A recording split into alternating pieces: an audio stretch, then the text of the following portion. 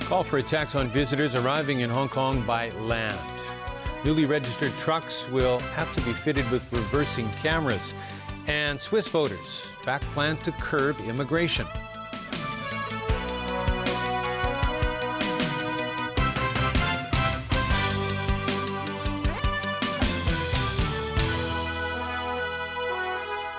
Good evening. Topping our news tonight, the political group People Power has proposed to levy a $100 arrival tax on visitors arriving in Hong Kong by land. Part of the aim, the group says, is to clamp down on parallel goods trading and to limit the number of mainland travelers in the territory. Stephanie Choi reports. People Power says the large number of mainland visitors disrupts everyday life in Hong Kong and triggers problems associated with parallel goods trading. They propose to levy a $100 arrival tax for every entry into Hong Kong via land border checkpoints. People Power legislator Albert Chan believes that will reduce the number of parallel goods traders because they will not be making much of a profit. He reckons the proposed tax will cut the number of mainland visitors by 10 million in a year, and the levy can be increased in future if needed. The Democratic Party prefers a lower tax of between $20 and $50. The economic means by introducing a arrival tax will deter those, low expenditure group and pave way for the higher expenditure group of travelers. More than 50 million mainland travelers came to Hong Kong last year. According to the government's estimates, the number will rise to more than 70 million by 2017. That is way beyond Hong Kong's capacity for visitors. Tourists we talked to here at Golden Bohemia Square in Wan Chai are split on whether a $100 tax will put them off from coming to Hong Kong. It's expensive enough as it is, says this visitor. We already have to pay for hotel and food. The Travel Industry Council is concerned that such a tax will have a negative effect on Hong Kong's reputation as a tourist destination. The Council's executive director, Joseph Tung, believes $100 will not deter parallel good trading. He says the government should come up with measures that specifically target the problem. Stephanie Choi, TVB News. From October, all newly registered lorries must be fitted with reversing camera systems to prevent accidents. Some legislators say the new requirement should be implemented even sooner. Jenny Lam reports. Huge lorries backing into narrow streets, an all too common sight in Hong Kong, and in the past, the cause of quite a few accidents. There are more than 120,000 lorries in Hong Kong. The government has been looking into ways to improve road safety involving trucks. From October, all newly registered lorries must be fitted with reversing camera systems so that drivers can see what is behind their vehicles when they back up. Federation of Trade Unions lawmaker Wong Kwok Hing says not imposing the new rule on lorries already on the road will effectively make them ticking time bombs, accidents waiting to happen.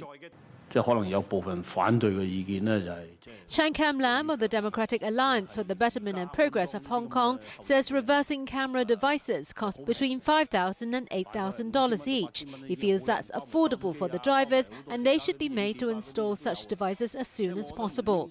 The Transport Department explains that different lorries need different types of reversing camera systems and the industry should be given time to get them installed.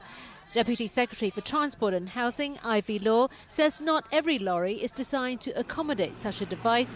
The new law will include a clause so that drivers won't be held liable if the reversing camera device breaks down in the middle of the journey or if its functions are adversely affected by bad weather. Jenny Lam, TVB News. Well, the cold weather is here to stay at least until the end of the week, according to the observatory. The mercury is expected to drop tomorrow morning to around 7 degrees Celsius, and it will be another 2 to 3 degrees lower in the new territories. The high tomorrow will be about 11 degrees. In Japan, the worst snowstorm in decades continues to blanket the country, resulting in more deaths. The storm dumped 35 centimeters of snow on various parts of Japan, making it the heaviest fall recorded in 78 years. In Ishinomaki, the drifts buried temporary housing left for people homeless after the 2011 tsunami. As much as 27 centimeters of snow fell on Tokyo, rendering more than 20,000 households without electricity. Flights were still backed up today at Haneda International Airport, and the same could be seen at Narita International Airport. So far, 13 people are dead as a result of the bad weather. 6 people were wounded when a homemade bomb blew up near an anti-government protest site in Bangkok this morning. Thai police said the bomb was made using a firecracker and shrapnel. It exploded near the Phan Pha Bridge at around 11:30 a.m.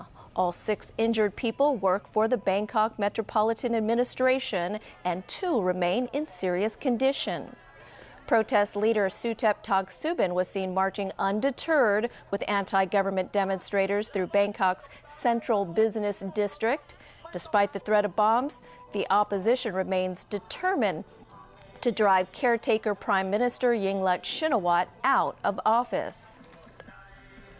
North Korea has finished preparations for another nuclear test. That today from South Korea's defense ministry as it announced dates for annual joint military drills with the United States.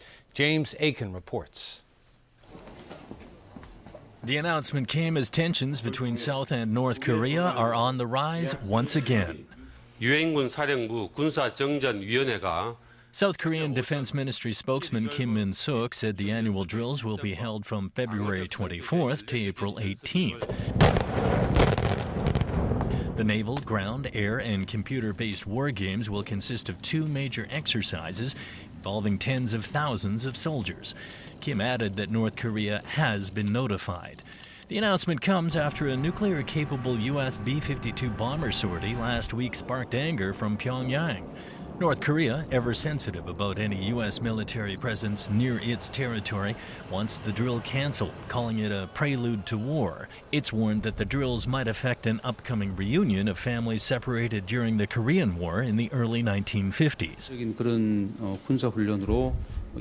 South Korean Unification Ministry spokesman Kim Wei-do said the annual defensive exercise should not be connected to the family reunion. Also today, South Korea's National Assembly was told that North Korea has finished preparations for a nuclear test. Defense Minister Kim Kwon-jin said preparations have been taking place in the same location North Korea conducted its 3rd nuclear test 1 year ago. Kim added that there are no imminent signs that a new test will be conducted.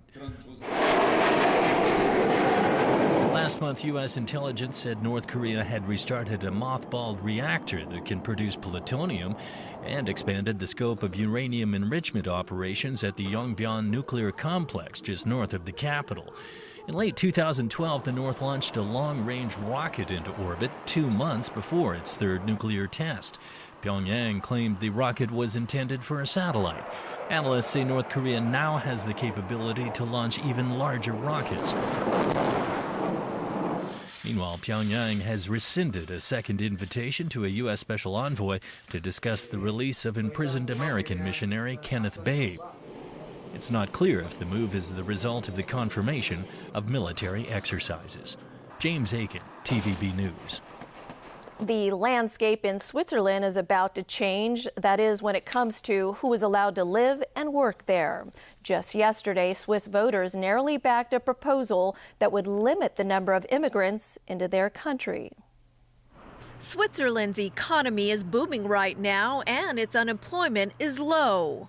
Foreigners make up a quarter of the country's population of 8 million. But rising rents, crowded transportation, and an increase in crime have many Swiss worried that mass immigration is harming their country. This was the impetus for putting to a referendum whether Switzerland should limit the influx of immigrants. It turned out that Swiss voters were just about split right down the middle. 50.3% of Swiss voters were in favor of the so-called Stop Mass Immigration proposal. Introduced by the right-wing Swiss People's Party, it calls for reintroducing annual immigration quotas, including quotas on those seeking asylum.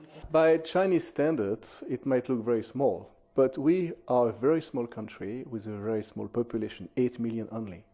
And 80,000 more are coming every year, which for us is the size of a middle-sized town. Et donc les patrons payent beaucoup plus cher. This woman says she is constantly denied jobs in her own country because employers prefer hiring immigrants at a lower salary. Those in the European Commission say such a law would violate the principle of free movement. While neutral Switzerland is not a member of the EU, its immigration policy is based on free movement of people to and from the EU. Geneva did not back the proposal. As this Geneva Canton representative puts it, a negative trend is being set that targets foreigners. Other Swiss agree the move will trigger a negative impact. We are strongly against this referendum for two reasons. One reason is that we need qualified persons here working in Switzerland, and the second is that it would be a considerable risk for our integration in the European single market. And both are needed for our economy and society here in Switzerland. Voter results now oblige the government to turn the initiative into law. And still ahead in our newscast, 2 men sentenced for defrauding celebrities of money. Ocean Park has the world's oldest panda living in captivity. And Hong Kong athlete competes in Sochi.